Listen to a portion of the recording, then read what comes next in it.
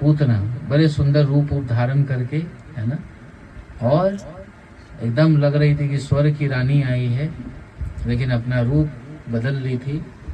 और जैसे पूतना आई तो क्या की, कृष्ण को ढूंढते ढूंढते उसके कारण, कृष्ण के कारण कितने सारे बच्चे को मार दिया, है ना। तो क्या हुआ कि पूतना जब कृष्ण को अपने गोद में ली और जैसे उनको स्तनपान कराई तो क्या हुआ, पूतना का प्राण को हर लिए कृष्ण। हालांकि वो अपने स्तन में कलाहल विष लगा करके आई थी। बताया जाता है कि जो भयानक सर्प जो होता है, कोबरा सर्प, अगर 1000 सर्प मिलकर जितना उसका विष होगा उतना विष वो अपने स्तन में लगा के आई थी। किस लिए? कृष्ण को मारने के लिए। अब देखिए, कृष्ण को मारने के लिए आई तो कृष्ण उसका स्तन पान करके उसको प्राण हर लिए, है ना, और वो पूतना मर गई। लेकिन कृष्ण इतने दयालु हैं कि कृष्ण ये सोचे कि ये मेरे को स्तन पान कराई है, यानी उनको माता का दर्जा दे दिए। या देखिए कृष्ण कितने दयालु है, आप सोच सकते हैं। उसको माता का दर्जा दे दिए और कहाँ लेके चले गए? अपने धाम में लेके चले गए, जहाँ कृष्ण रहते हैं। कृष्ण कहाँ रहते हैं? गोलोक धाम में रहते हैं, जहाँ गायों के साथ भगवान रहते हैं, है ना। कृष्ण कहाँ रहते हैं? गोलोक धाम में। तो इतने दयालु है भगवान। तो इसलिए अगर हम सब भी भगवान को, आप सब भी अगर भगवान को अच्छे से भगवान का नाम जप करते हैं, हरे कृष्ण कृष्ण कृष्ण हरे हरे, हरे राम राम राम हरे हरे, तो कृष्ण क्या करते हैं, वो अपने शरणागत कर लेते हैं, है ना। और क्या करेंगे? आपको शक्ति प्रदान करेंगे और आप बड़े बड़े भय से आप क्या हो जाएंगे? मुक्त हो जाएंगे। जैसे एक भक्त होता है, वो भय से नहीं डरते, है ना, उसको डर नहीं लगता।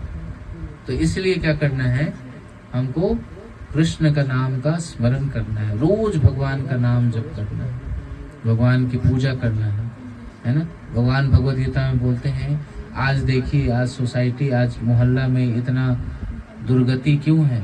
आज लोग सुसाइड कर रहे हैं, अच्छे अच्छे नवयुवक सुसाइड कर लेते हैं, है ना। कितने लोग मर जाते हैं, अपना जीवन खत्म कर लेते हैं, उसको लगता है हमारा जीवन यही है। लेकिन वास्तव में ये सब का कारण क्या है? पहले के माता जी सब जो सब बूढ़ी होंगी, उन लोगों को पता है कि पहले गांव में रामायण हुआ करता था, लोग रामायण का पाठ करते थे, है ना। उसके बाद गीता का पाठ हुआ करता था, और कोई मोबाइल फोन टीवी उवी का कोई जमाना नहीं था, है ना। और सुसाइड तो बड़े सोच भी नहीं सकता था लोग, वो बड़े रेयर सुना जाता था। और आजकल आपको पता होगा कि आजकल नवयुवक लोग सब इतने महान खतरे से जूझ रहे हैं, है ना। और उसको ये नहीं पता होता है कि अगर हम ये कदम से कितना नुकसान है। तो उसका मुख्य कारण क्या है जानते हैं आप लोग?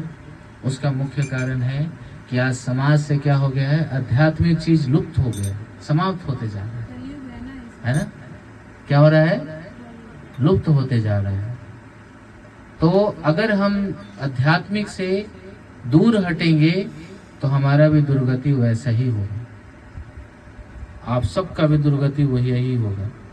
तो इसलिए क्या करना है, सबको आध्यात्मिक जीवन को अपनाना है, गीता भागवत को अपने जीवन में लाना है, तभी हमारा जीवन सफल होगा।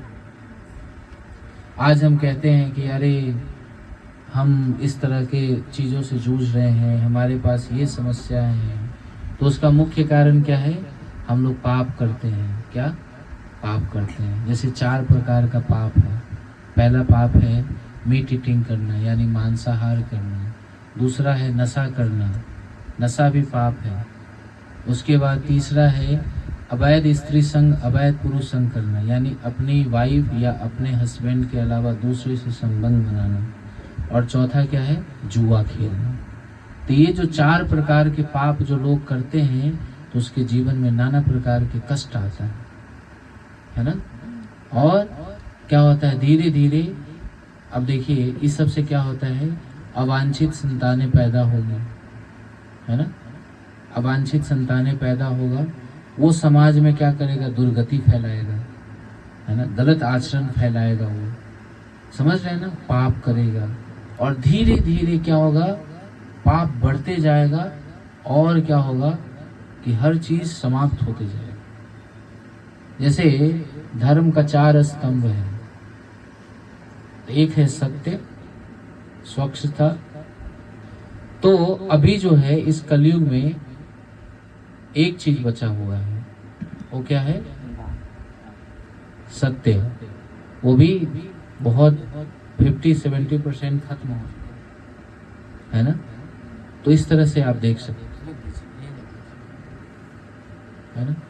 तो क्या करना है, अगर हम भगवान का नाम जप करेंगे, जैसे माता जी लोग कितने उत्साहित है, हमको गया से बुला करके यहाँ लाई है ना, प्रभु लोग गए थे लेने के लिए, हम बड़ा प्रसन्न हुए। हम सोचे अरे अब आप लोगों को क्या करना चाहिए कि बड़ा ऐसे ही प्रोग्राम करते सबको बुलाना चाहिए। हाँ।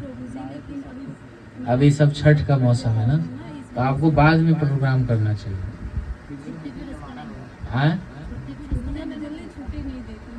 अच्छा, आप लोग स्कूल में पढ़ाती हैं, अच्छा, कोई बात नहीं है, जब भी आपको छुट्टी हो आप आसानी से कर सकते हैं, है ना। तो लोगों को बुलाइए, और क्या करना है, इसी तरह से जब माहौल बनेगा तो क्या होगा, लोगों में एक अच्छा प्रवृत्ति आएगा, है ना।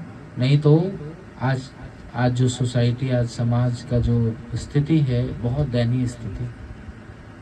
तो आप लोग माध्यम बन करके वो सब चीज़ों को सुधारना है।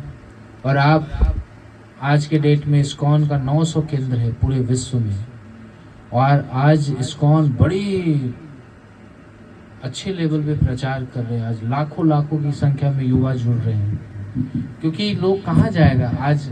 आज लड़कियां हैं जो शादी करने के लिए डर रही है, लड़के शादी करने के लिए डर रहे हैं, उसको पता ही नहीं है। पहले लोग शादी करते थे, बड़े माता पिता जहाँ दे दिए स्वीकार है ना। आजकल इतने सारे प्रॉब्लम्स आ गया है शादी में कि कई लोग कुंवारे रहना चाहते हैं। प्रभु जी, हम अपना जीवन ऐसे ही व्यतीत कर लेंगे, हमको शादी वादी नहीं करनी। ऐसे ऐसे लोग आते हैं अच्छे अच्छे घर से, है ना। तो प्रॉब्लम क्या है कि हमारे समाज से आध्यात्मिकता लुप्त हो गया। जो भी लोग अध्यात्म को पालन करेगा, जो भी भगवान का नाम जप करेगा, फिर सारा समाज खुश हो जाएगा।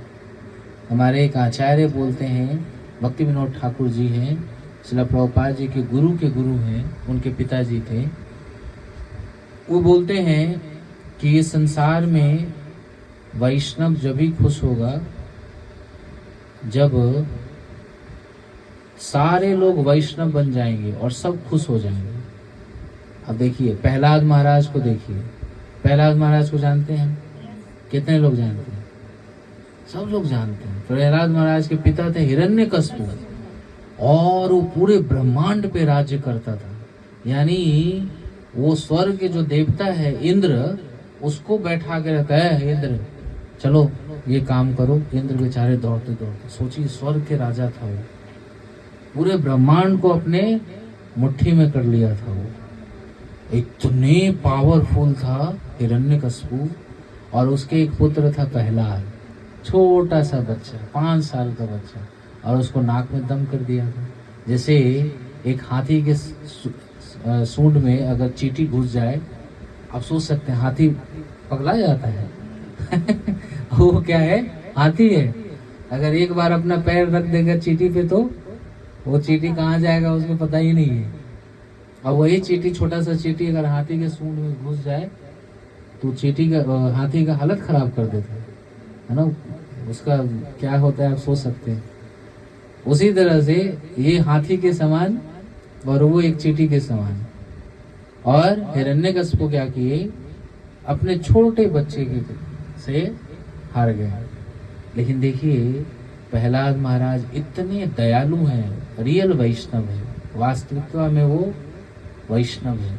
और वो क्या बोले, हिरण्यकश्यप जब मारा गया तो नरसिंह देव बहुत क्रोधित थे, बहुत क्रोधित थे, बहुत क्रोधित थे। एक तो वैसा रूप लक्ष्मी जी भी कभी नहीं देखी थी, जो कि उनकी धर्म पत्नी।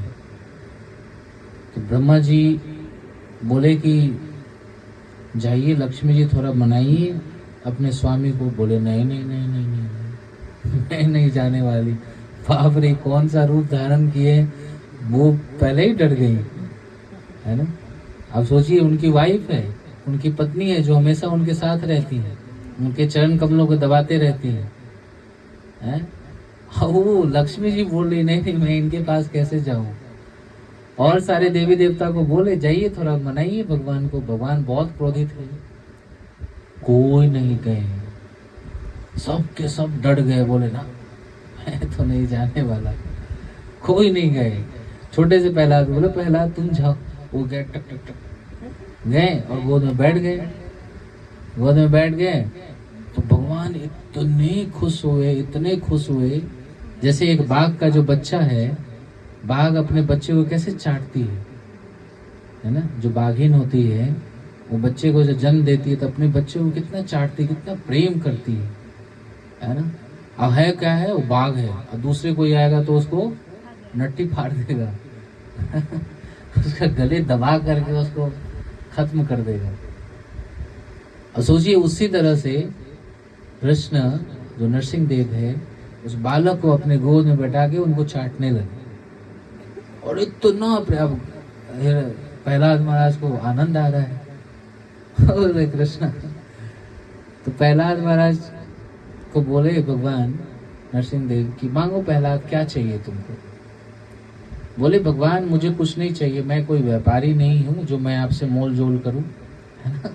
ये कितने का है, 5 रुपया का है, नहीं नहीं 4 रुपया में दीजिए, मैं कोई व्यापारी नहीं हूँ, है ना। तो बोले प्रहलाद मांगो क्या चाहिए तुमको।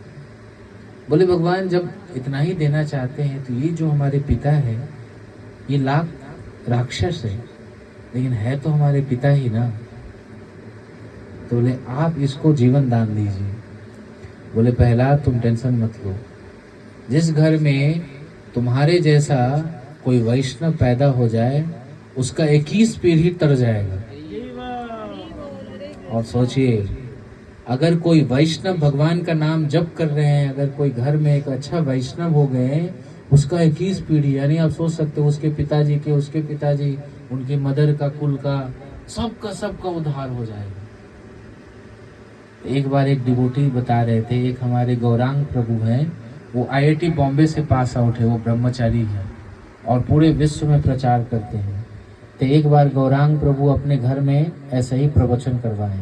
एक साधु आए और उनके फैमिली मेंबर लगभग 150 फैमिली मेंबर हैं, उनके परिवार में 150 मेंबर हैं और सब अच्छे अच्छे पोस्ट पे, पढ़े लिखे।